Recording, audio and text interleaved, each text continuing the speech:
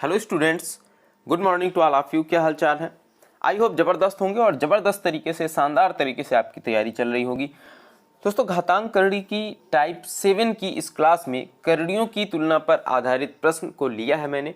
और जो लोग नए जुड़ रहे हैं उन्हें बता दें कि SD ऑडियो बुक का सोल्यूशन करा रहा हूँ, जिसमें मैं chapter wise, type wise solution करा रहा हूँ। और टाइप वाइज का तात्पर्य यह है कि जो उदाहरण के क्वेश्चंस हैं उन्हें मैं एक एक टाइप को एक एक दिन में क्लियर करा रहा हूं और उसके बाद मैं यहां पर क्वेश्चन भी लेता हूं। ठीक है, इसके बाद एक्सरसाइज में जाते हैं और फिर एक्सरसाइज में परीक्षा में आपको किस तरह से किसी प्रश्न को करना है, कहां पर आपको ऑप्शन का यूज करना है, कहां पर आपको ट्रिक्स का यूज करना है, ये सारी चीजें डिस्कस करेंगे एक्सरसाइज में। यहां पर हम बेसिक, इसका जो भी यहाँ पर प्रश्न होंगे उनका बेसिक मेथड क्या होगा, उनकी ट्रिक्स क्या होंगी, यह चीज़ें मैं यहाँ पर आपको बताऊंगा। तो आपको सबसे पहले जो टाइप वाइज मैं सोल्यूशन करा रहा हूँ यह क्लासें देखनी है, इसके बाद आपको एक्सरसाइज में जाना है। तो इन क्लासों को बिल्कुल भी मिस मत करिएगा, ठीक है। उसके बाद आप एक्सरसाइज में आएंगे तो एक्सरसाइज में आपको एग्जाम ओरिएंटेड चीज़ें देखने को मिलेंगी कि एग्जाम में किस तरीके से प्रश्न आएंगे, किस तरीके से ऑप्शन रहेंगे, फिर आपको किस तरीके से उन्हें आसानी से सॉल्व कर लेना है। ठीक है, तो चलिए आज की इस क्लास की तरफ बढ़ते हैं और क्लास का सॉल्व PDF आपको टेलीग्राम में मिल जाएगा, जिसे जा करके आप वहां से सॉल्व PDF डाउनलोड कर सकते हैं। ठीक है, क्वेश्चन नंबर 1 देखिए, यहाँ पर 3 करड़ियाँ दी गई हैं, यानी cube root 2, square root 3, cube root 4, और बोला जा रहा है कि इनमें से सबसे छोटी संख्या कौन सी है। तो यहाँ पर आपको तुलना करनी है और सबसे छोटी संख्या बतानी है। कहीं पर आपको सबसे बड़ी संख्या बतानी है, कहीं पर आपको आरोही क्रम में लगाना होगा, कहीं पर अवरोही क्रम में सेट करना होगा।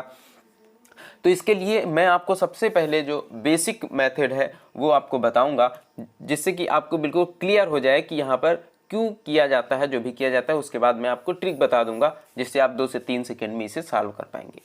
ठीक है, तो सबसे पहले ये समझिए, यहाँ पर क्यूब रूट है, यहाँ पर स्क्वायर रूट है, यहाँ पर क्यूब रूट है।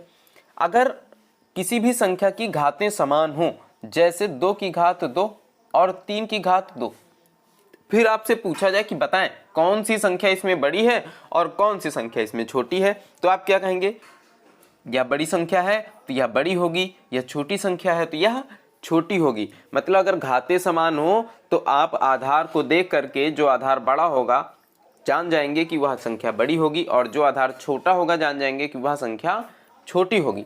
तो आपको यही करना है। यहाँ पर आपको क्या करना है, आधार आपको सेम जो है वही रखना है।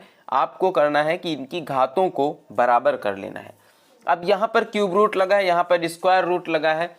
जब स्क्वायर रूट होता है तो यहाँ पर 2 रहता है जो हमें दिखता नहीं है। ठीक है, यहाँ पर 3 है, यहाँ पर 2 है।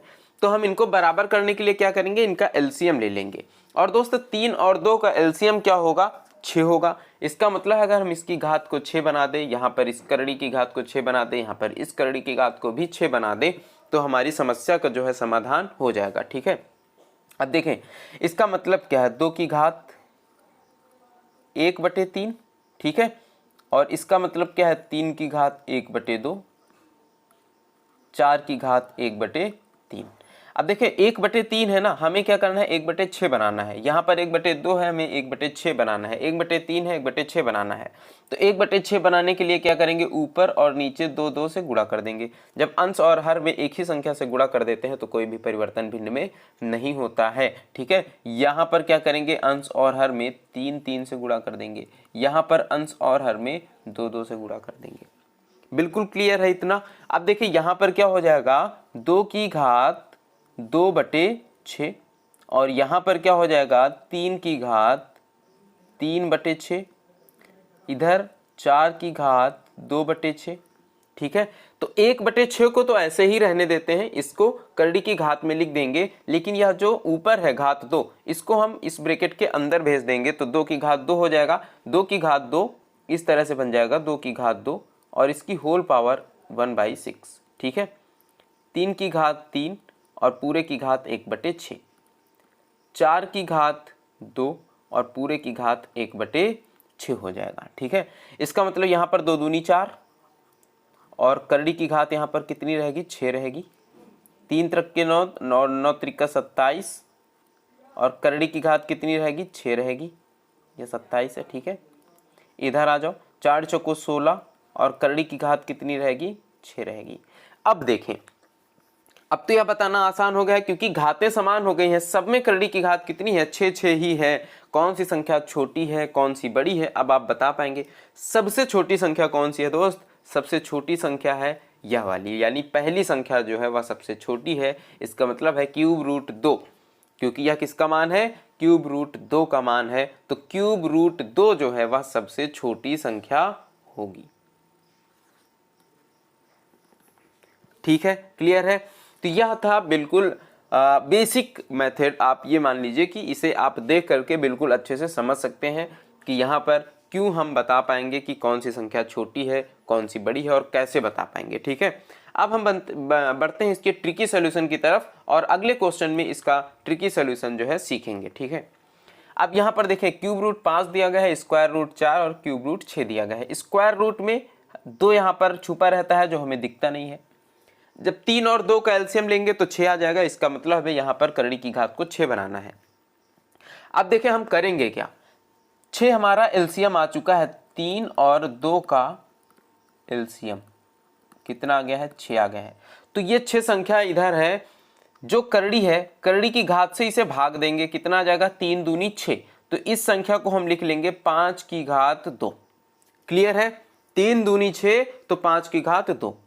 आगे लिखेंगे 4 और 2 से भाग करेंगे तो 2 3 6, 3 बार जाएगा तो यहाँ पर 4 की घात 3।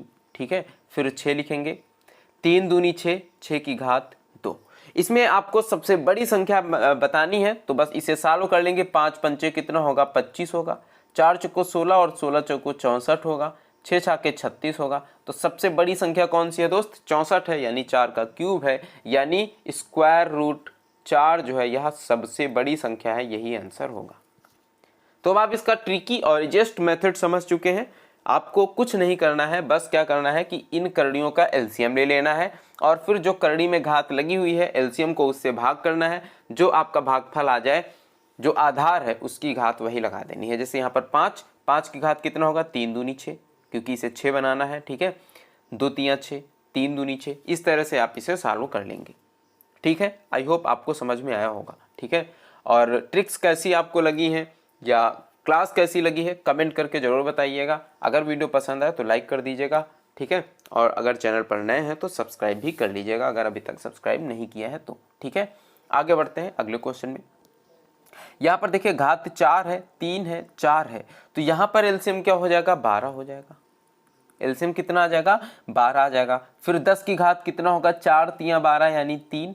6 की घात कितना होगा, 3 चौको 12 यानी 4, और 3 की घात कितना होगा, 3। और कहा जा रहा है कि आरोही क्रम में व्यवस्थित करें।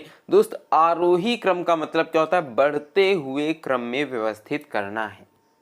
ठीक है, आरोही क्रम का मतलब बढ़ते हुए क्रम में व्यवस्थित करना है। देखिए कुछ लोग हैं जिनको आरोही और अवरोही में कंफ्यूजन होता है कि आरोही क्रम क्या होता है और अवरोही क्रम क्या होता है। तो देखिए आपका कंफ्यूजन दूर करने के लिए आप इस तरह से समझ सकते हैं, आ में आरोही में बड़ा आ आता है, इसका मतलब है बढ़ता हुआ क्रम। ठीक है, आ बड़ा आ है तो बढ़ता हुआ क्रम, और अवरोही में छोटा आ आता है तो छोटा आ है इसलिए घटता हुआ क्रम। ठीक है, समझ गए, अब कोई डाउट नहीं होगा आप लोगों को। ठीक है, चलिए यहां पर देखते हैं। अब यहां पर अगर 10 की घात 3 है तो कितना हो जाएगा, 1000। 6 छक्के 36, 36 छक्के 216, और 216 इंटू 6 कितना हो जाएगा, 6 छक्के 36, 6 कम 6 3 9, 6 दूनी 12, 1296 हो जाएगा। 3 त्रिका 9, 9 त्रिका 27 हो जाएगा। आरोही क्रम में लगाना है, बढ़ते हुए क्रम में लिखना है, तो सबसे पहले क्या होगा, 3 और करड़ी की घात कितनी है, 4। सबसे पहले यह होगा सबसे छोटी संख्या। फिर इससे बड़ी संख्या यानी 1000, और 1000 किसे लिखा गया है, 10 को, करड़ी की घात 4 है। इसके बाद क्या है, 1296 यानी 6, करड़ी की घात कितनी है, 3। तो यह इसका आरोही क्रम है, बढ़ता हुआ क्रम लिख दिया गया है। ठीक है, क्लियर है, आगे बढ़ते हैं अगले क्वेश्चन में।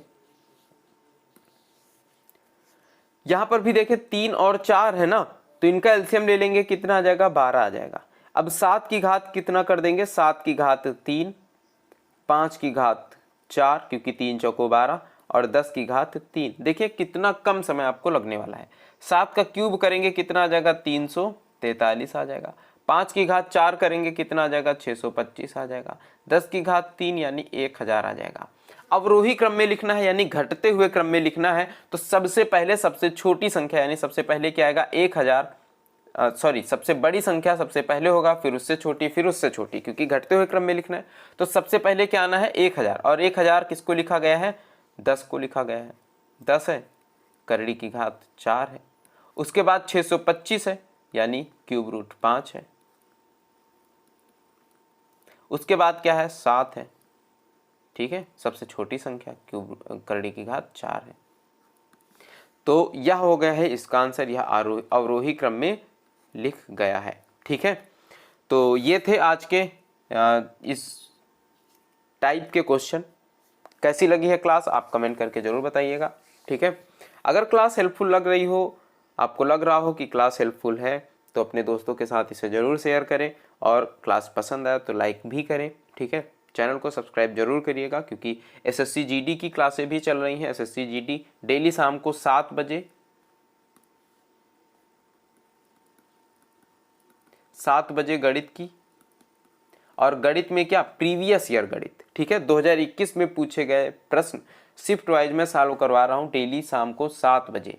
ठीक है, शाम 7 बजे, और सुबह 6 बजे रीजनिंग, सुबह 6 बजे रीजनिंग का प्रीवियस ईयर करा रहा हूँ।